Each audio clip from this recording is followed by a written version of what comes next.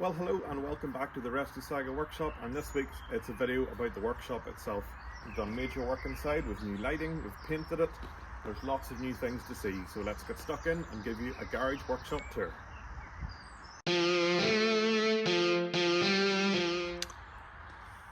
First things first then, the biggest change since I did the last workshop tour is the paint.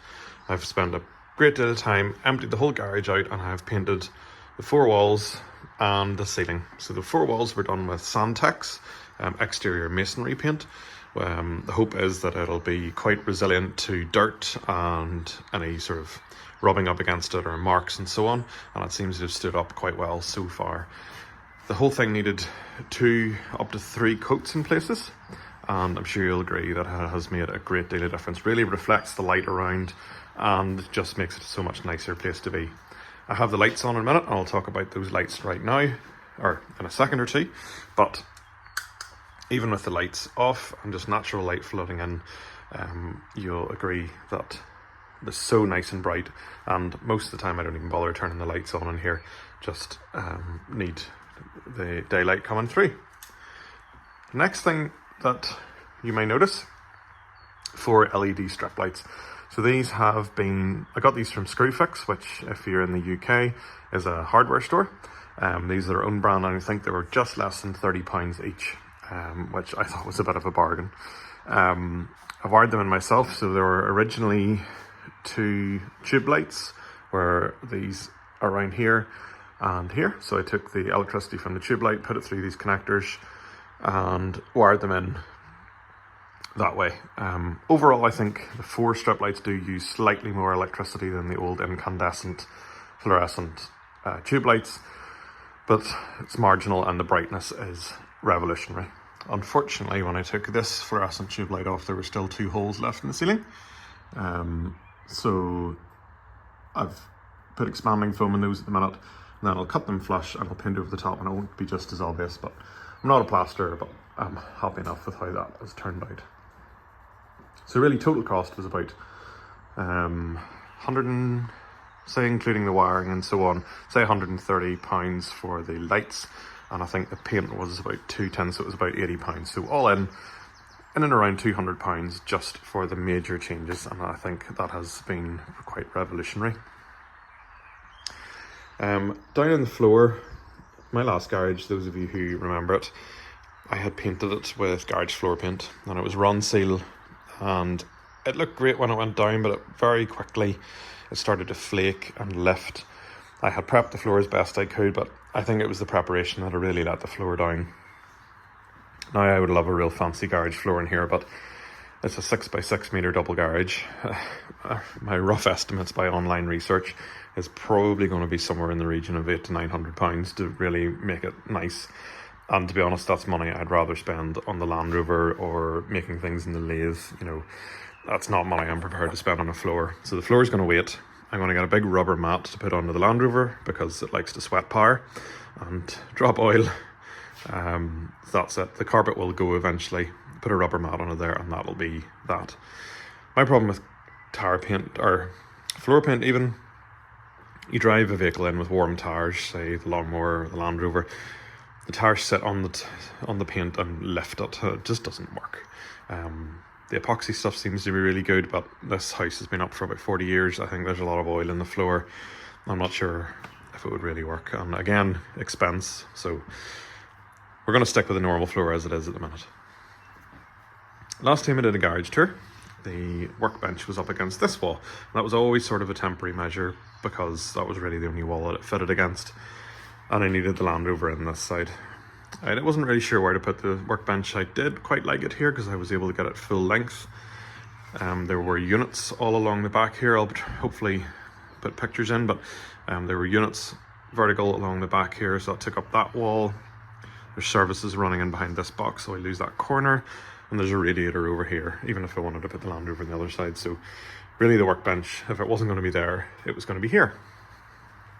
So what I did was to chop the end of it, and I used my Milwaukee circular saw, which I'll show you in a minute, but I used the circular saw to chop the end off the workbench, and I've even notched it in around this concrete pillar here. So it's set into that alcove within the wall. I also had to move the leg down a bit, obviously because I was shortening the workbench, and I think it's worked well. Workbench itself still has the coffee machine. Need to do part 2 video on this, get it all finished up, and haven't decided what I'm doing with it. It's just a cool thing to have. Downside of moving the workbench is the fact that the vise is now not ideally situated. It's against the shelving here. The shelving came from the old workshop. It was originally from a shop. So I'm going to have to work out something, but this vise needs replaced anyway because it's broken. So whether I just move it up a bit, but then you lose workbench space, whether I move my toolbox down the way and put the vise here, but then it's in the way of the lathe. Haven't quite worked all that out. Not a lot of plugs in this garage. So the main plug is this here, which has an extension running off through the wall.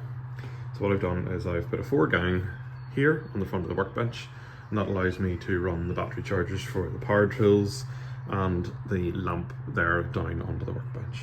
Works well. I'm not putting any major draw on that, and it's absolutely fine. Up here is the old Rescue Saga poster.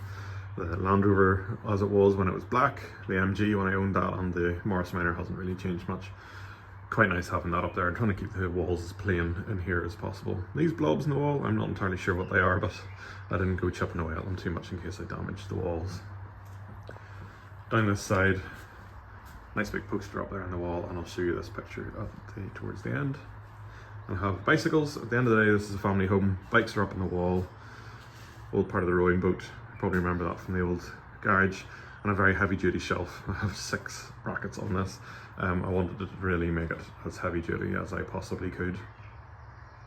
So that's up there to store any odds and ends and really stuff from the lathe. And the lathe is probably the biggest change. I've made a few videos on this, as I'm sure you've gathered, but fairly recently I'm doing a little bit of work to recommission it, and the long-term aim is to finish this beautiful old 3.5-inch gauge Highland Lassie steam engine.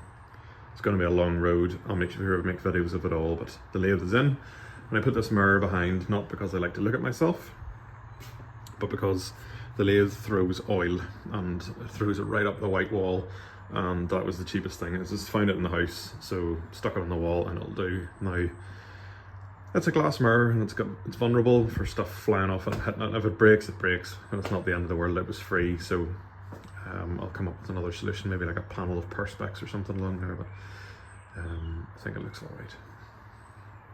Over here, display cabinet, I've started filling bits and bobs back into it. Over time I'll get that all filled up, and that'll get rid of some of these cardboard boxes underneath here. Toylander now lives up here permanently, as I'm sure you've gathered from the videos that have been made. Other bits and pieces of garden equipment and so on. Strimmer, not really the normal subject for this channel, but hard to find somewhere to store that neatly, so I bought these brackets off Amazon and hung it up there, and I think it looks pretty nifty. This is a tool shelf for all the tools I don't want my children touching, so it's well out of their reach. That's the Milwaukee circular saw I used to cut the bench with. It's a great tool. Nice new chainsaw. Happy to make a video about that actually. It's a cool piece of kit. I really enjoy using that. TT races. My old house was within the racetrack of the old TT. RAC TT races. If you want to do your homework and Google and look up about that, you're more than welcome. But tribute to that, the Milwaukee leaf blower and all my other tools that you've maybe seen videos of in the past. Land Rover's obviously here. Let's zoom out. Fits in nicely. Long-term aim is I'd like to get rid of these up and over doors. The Land Rover just about fits in and out. You have to be really careful that it's sitting absolutely flat to let the Land Rover in and out. Eventually I'd like some insulated roller doors, because at the end of this garage is integral to the house, so if I get insulated roller doors which would be motorized, then it would keep the heat in the house. That would be really, really good. And before I wrap the video up, I'll show you this painting here. It's an original Michael Turner, and it's Sterling Moss, and that little signature at the bottom is Sterling Moss's signature. I was given that a little while ago, and I finally got it up on my wall, and I've put it that side because the sun will never get at it on that side, to keep it good and away from being bleached. Nice new lawnmower. I think we'll make a video on this. Something a bit different for the channel. make a video and tell you all about that. So it's living in here at the minute as well. I've nowhere else to put it, and it's very welcome to be in here. So yeah, there you go. Plenty to talk about.